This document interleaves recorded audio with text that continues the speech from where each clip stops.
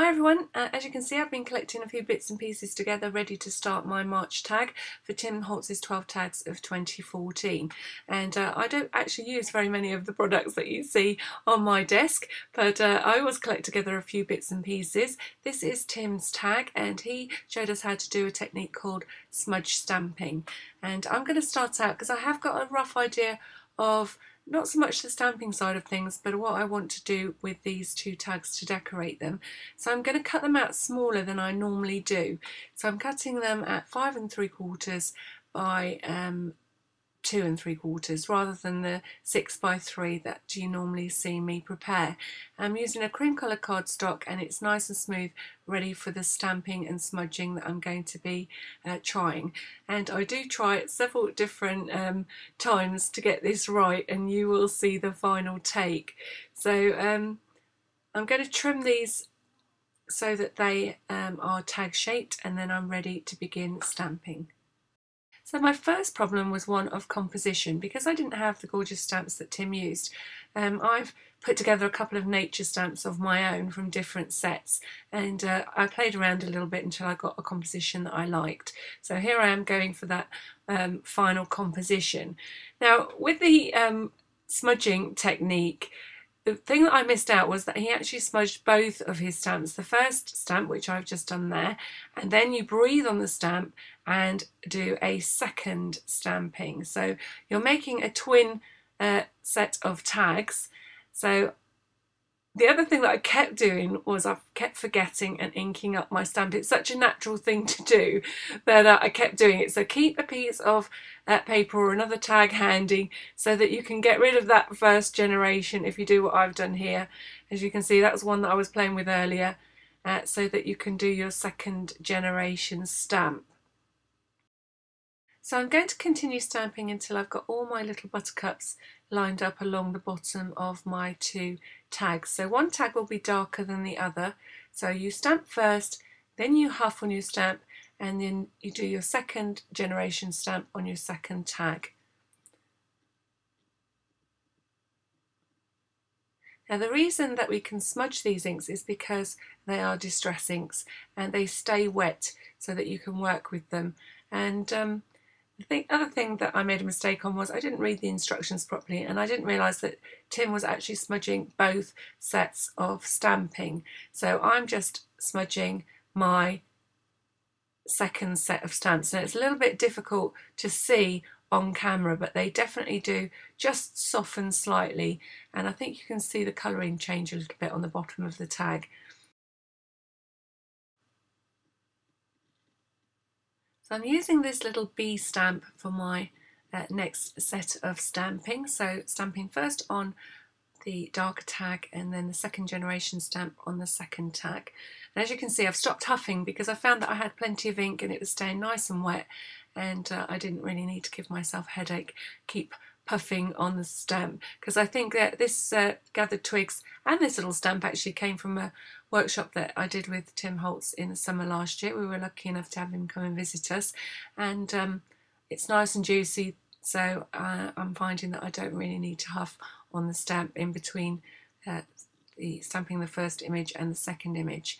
Then you're going to take your ink blending tool, and I've got a clean piece of foam on the bottom of it, and then you just gently rub the foam pad over the stamped image just to smudge it very, very slightly.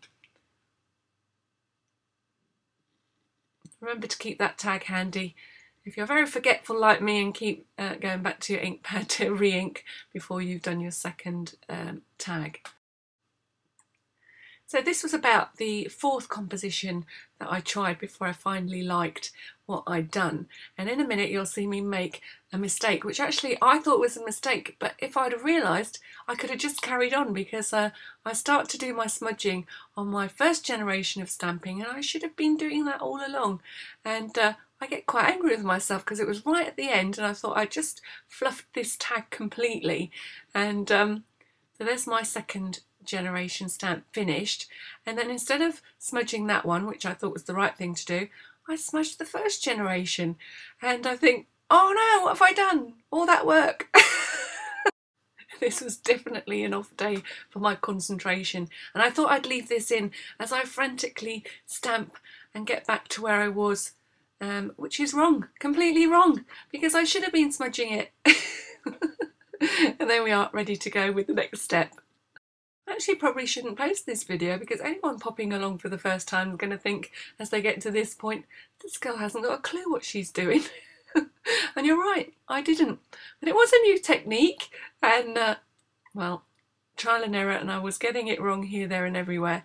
So now I'm just adding a little bit of colour. I haven't got any distress markers, so I'm just going for the technique using my water brush. I have to be a little bit careful because I don't want to smudge this first generation of stamping. Not so bothered about the second generation. I'm keeping that nice and light. I'm trying to just colour the second tag much lighter, so adding more water to the ink as I colour it in. So I'm going for a little touch of blue instead of yellow on the daisies, because I'm using the tumbled glass for my buttercups, and the wings of my little bees, and wild honey, which is quite appropriate for the body of the little bees and for the centres of what are no longer buttercups because they're blue, just some blue wild meadow flower on the bottom of my tag.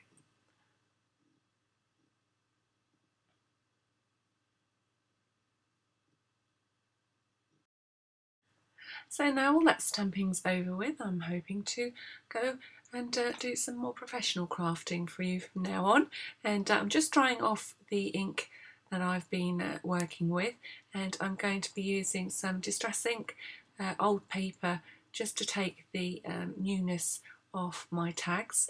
So I'm just blending that around the edges of each of the tags, and I'm definitely trying to do the darker tag slightly darker than the lighter version.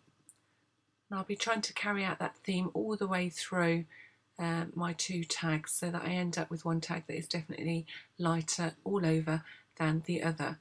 Then I'm going to take a little bit of water, and I'm just wetting my fingers and then flicking it over both of the tags, and then just dabbing up the excess. And I know you can't really see that because the colours that I'm using are quite light, but they definitely added a little bit of texture to the ink. And then I wanted to add a little bit more, so using some water and some gathered twigs distress ink, I'm just having a little test here. I'm just going to put some little flicks of the brown ink on both of the images. It worked better with a proper paintbrush rather than trying to flick with my water brush. And then just dabbing off the excess, and I added more water to the ink so that the little splats were lighter on the lighter tag.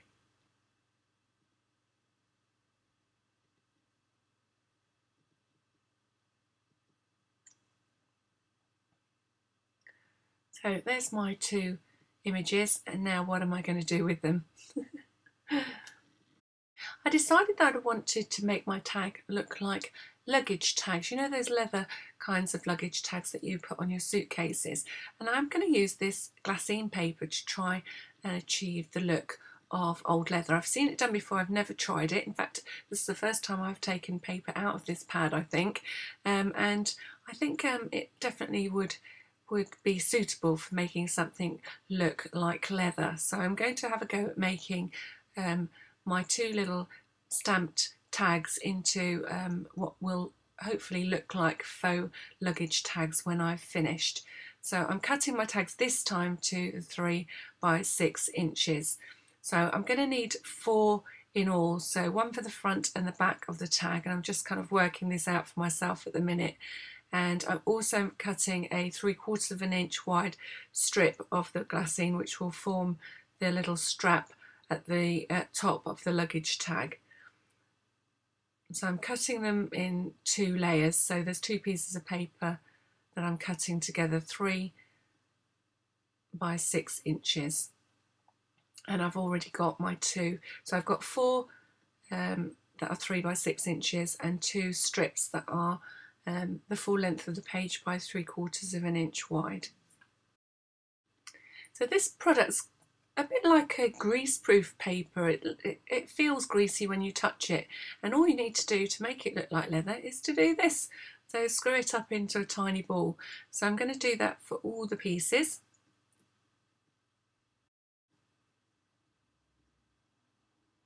You have to be a little bit more careful with the thinner strips, making sure that you don't rip them as you screw them up. And I'm just making sure I get plenty of crinkles in, and then when you undo it, it does this, and it already looks like leather. So I'm going to use my light one without anything done to it at all, because it's gone quite light, and that's the one that I'm going to put with my light tag.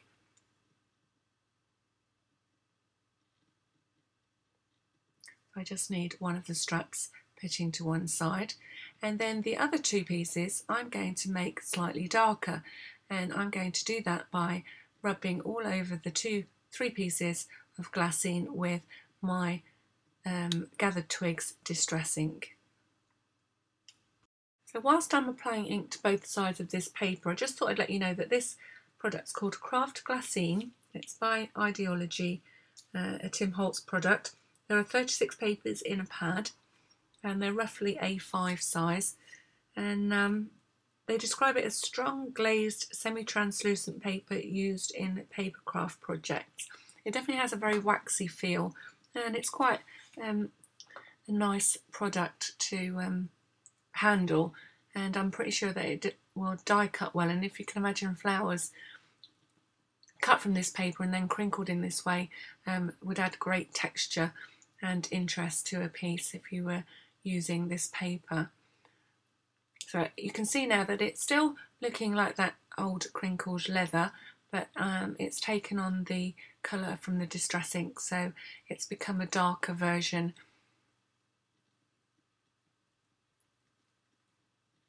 And I'm just going to give it a little crinkle again, just to bring some of those crinkles back that have disappeared slightly through the inking. It still, though, as you can see, is darker than the one that I've saved for the light tag. So now I'm ready to construct my leather or faux leather luggage tags. So I'm trimming them into tag shapes first.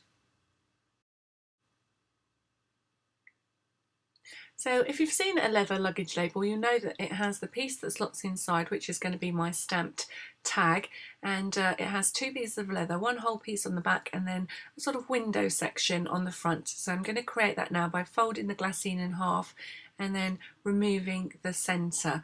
So I'm just trying to judge how much to remove so that I can still see a fair amount of my pretty stamped image. And once I'm happy with that, I'll use it as a template to cut my second tag. So I'm just taking out a little section more, because it's a shame after I struggled so much with that stamping not to show off as much as of it as possible. And so that's my dark tag cut. So creating the tag shape first, and then creating the little window on the second piece of glassine. Now, how am I going to put these pieces together? I'm just going to take a little bit off the top of each of the tags because they're not quite sitting centrally, and then I'm going to glue the stamped image to one side of the glassine.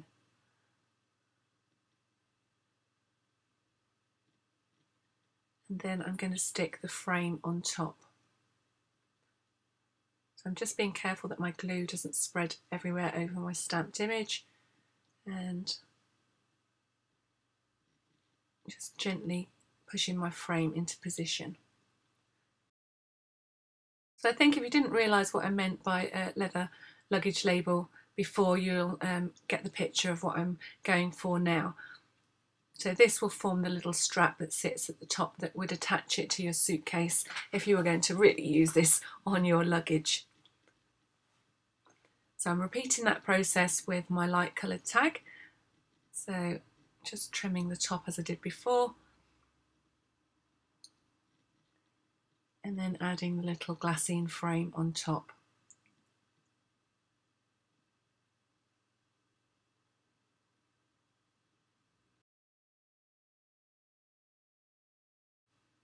Now I did think about hand stitching this, but I've decided instead to use this little sewing machine that I bought a long time ago, and I've only tried to use it once, and I had quite good results with it actually, and people were surprised at how well it worked. And I had a lot of people say to me that they didn't have the same results with their little machine, so I may have got the one the one that works. I don't know, it definitely is very basic, but I'm hoping that it's going to work. The only problem that I feel that I might have is that the glassine's quite slippy.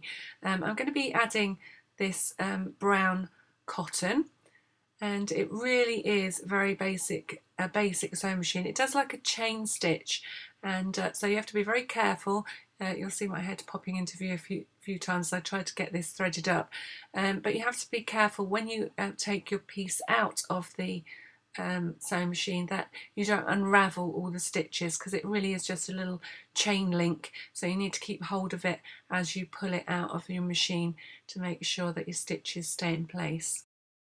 So I definitely had a few little test runs before I went to work on my actual tag itself, because obviously I didn't want to ruin all that lovely stamping that I finally managed to get right, and I'm just running a stitch all the way around the inside of the luggage label.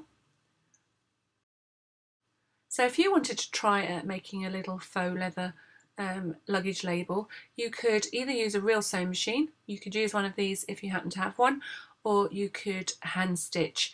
And I'm just stitching right round, and you can see I've got hold of the threads, and it's wise to tie those threads off at the back straight away. So I just thread up a needle to do this, and that allows me to catch the threads in at the back and keep everything neat and stop everything unravelling.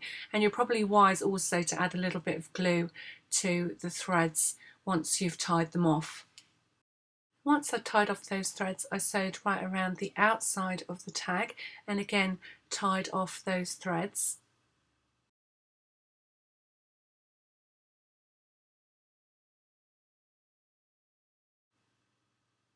And then before I move on and change the colour of my thread to a lighter thread, I'm going to stitch this strip of glassine into a strap. So I'm just going to point the ends, and then I'm going to sew the two layers together. Just having a think about how I'm going to fasten it, and then I've just decided to keep it doubled up, and then I'm just going to run a stitch right round the outside edge. And it's funny how many times I went to start this little machine with my foot, as if I was on a real great big machine. It actually starts with a little button on the front of the machine, and it made me chuckle every time I did it. So keep tapping my foot and nothing was happening, and then I realised, oh, you have to press the button. And for my lighter tag, I did exactly the same thing, except I used a slightly lighter thread. I hope you agree that these are starting to look like luggage labels, and now I want to include some tissue tape in my design, as Tim did on his tags. I can't put the tissue tape where he did, but I've got a little plan that I've been wanting to try out for a while, and now that I've got this little sewing machine out, it means that I can definitely do a bit more stitching. So I'm just pulling off quite a long length of the tissue tape, and it's not like sellotape, as if it touches itself it's not too difficult to peel it apart. But what I'm doing is coming back over, sort of doubling up the tissue tape and putting another layer exactly on top of the first, so in effect making a ribbon of tissue tape that isn't sticky any longer. So I'm using this lovely butterfly design, and I'm going to be using this on my dark tag, and then I'm going to be using a script tissue tape, which it looks, just to the eye, looks a little bit lighter. So I've got a ribbon of tissue tape, and I'm going to stitch the edge of it. So I've got brown thread in here already. I'm going to be making this tissue tape into a flower, so I'm just adding a stitch detail along one edge of the tissue tape, and I did have to gently guide this through as it was a little bit more slippy than the glassine, a little bit thinner, so I'm just using my second hand to pull the ribbon through so it doesn't just stick in one place. And then I'm going to ink both sides of this ribbon. I'm starting out with tumbled glass and just inking directly from the ink pad. I'm not too bothered about getting a total coverage, but then I wanted to add a little bit of wild honey into the mix. Again, just being random. I'm not looking for perfection, just adding a little bit of colour. And then I'm flipping the ribbon over and doing the same on the other side.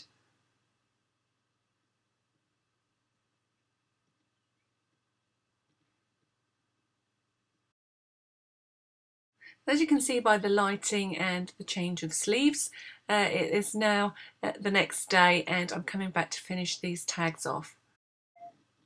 So today I'm going to be making my tissue tape into little rosette style flowers, and you'll have seen this done before with fabric and lace, and today I'm going to be doing it with tissue tape. It works quite well, it's easy to sew, and I'm just running a gathered or a running thread all the way along the edge that I didn't stitch originally of this tissue tape, and I just keep going and curling my gathered tape until I get roughly the size of flower that I want to have on my tag, and then I stop gathering the thread and I just trim the end of the tissue tape off, and I just round the top corner slightly so that once it's all in position there's no pointy corner of tissue tape on my finished flower.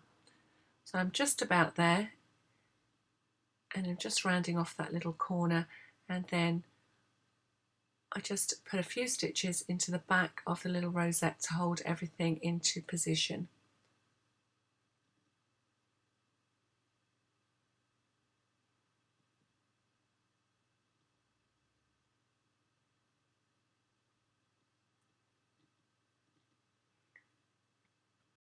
So now what to put in the centre of these flowers? I thought at first I might put a little hitch fastener, and they looked okay, but they just didn't stand out enough for me.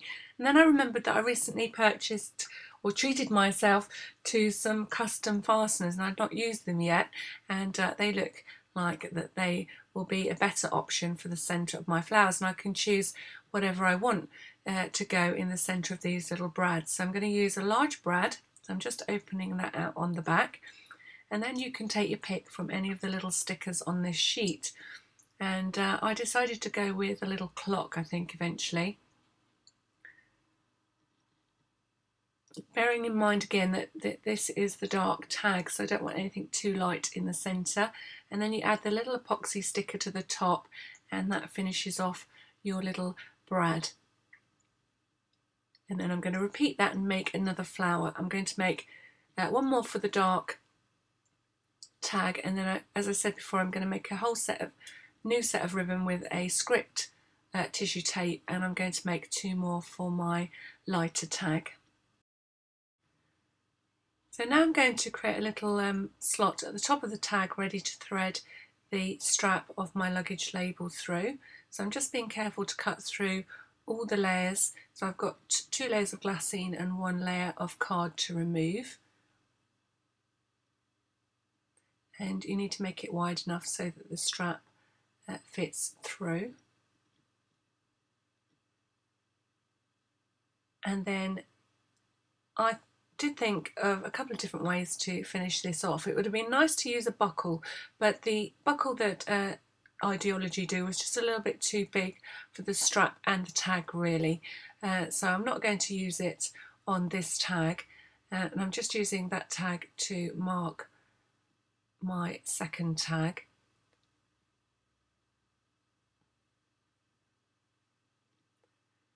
So once I'd seen that the proportions weren't quite right, I decided to go with another of the little epoxy brads, and this time I'm going to be using the small brad to secure the little strap into position. So that's both of the little, and it wasn't that the strap wasn't wide enough, it just in proportion there just wasn't enough of the strap to use it as a little buckle, and so I decided instead to go for one of these small brads. So be careful not to pierce your fingers when you do this, and then just push your brad through, and then you're ready to pick a little sticker.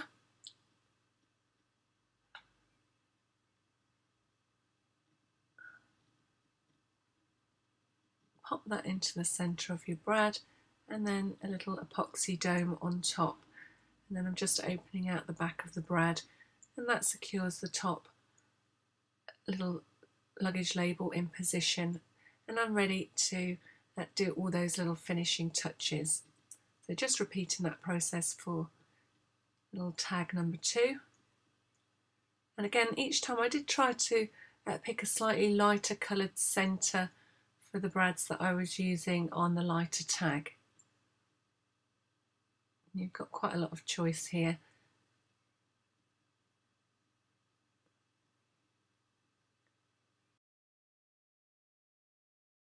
So I printed out some words on my computer, and I did this by printing it out on paper first and then attaching a piece of cardstock which is the same colour as the tags that I've been using, and I've just printed out the words onto that little scrap of card. So now I'm just trimming them into little strips, and then I'll be inking the edges ready to stick them on my tag. So I'm just paying attention to where the flowers are going to sit so they don't cover up the words, and where that little bee is flying, because I don't want my words to go on top of him.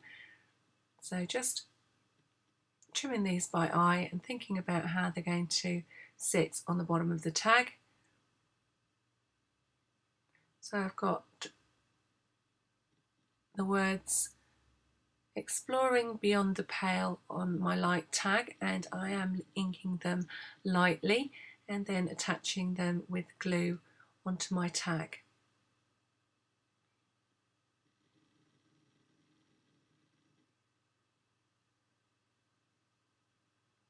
And I've just wrapped a little bit of the card onto the back of the tag because I wanted it to look like it was wrapping around.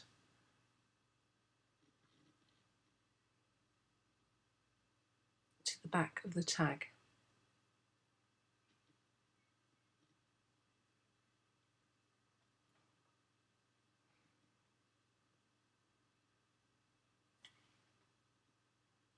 And then I'm going to repeat that process with the words on the darker tag.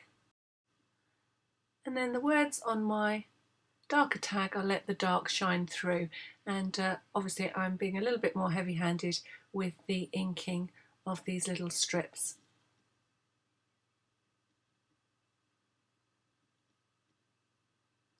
And it was then that I decided I wanted to add a little bit more stitching to this tag, and I've got some blue thread in the tag already, and as I stitch around the flower in blue for the lighter tag, I'm just going to stitch along the bottom of each of these little word strips. And I repeated the stitching on the darker tag, but this time I changed my thread to a colour that looked like the wild honey.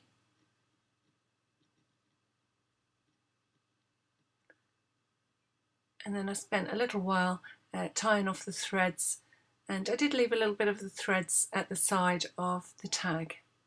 And if you're wondering why the lighting keeps changing on my video, it's the weather. The sun keeps coming out and then it goes to black clouds. We just had hailstones after my husband's been out in the garden in his t-shirt trimming the hedges. He's had to run in, and a load of hailstones came down.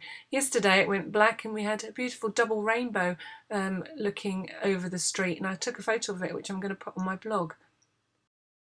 So I'm just getting ready to finish everything off, and I always do that by adding the original tag pictures to the back of my tag so that I can remember what the inspiration was for that month.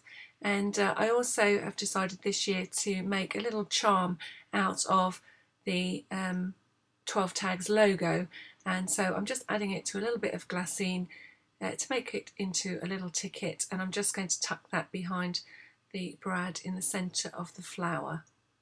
So that will give me the date on the front of the tag that it was created, and then I'm adding Tim's original tag picture to the back of my tag. And then I'm just using hot glue to finish off, adding the flowers to the darker tag.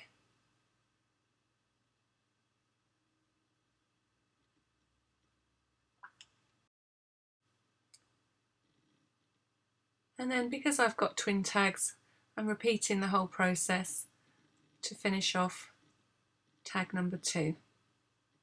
So this month it was 2 tags for the price of 1. I definitely would give this technique another go, see if I can perfect it and stop messing it up, because I really like the lighter tag in particular. It really does look like it could be a little aged print that you found in a book.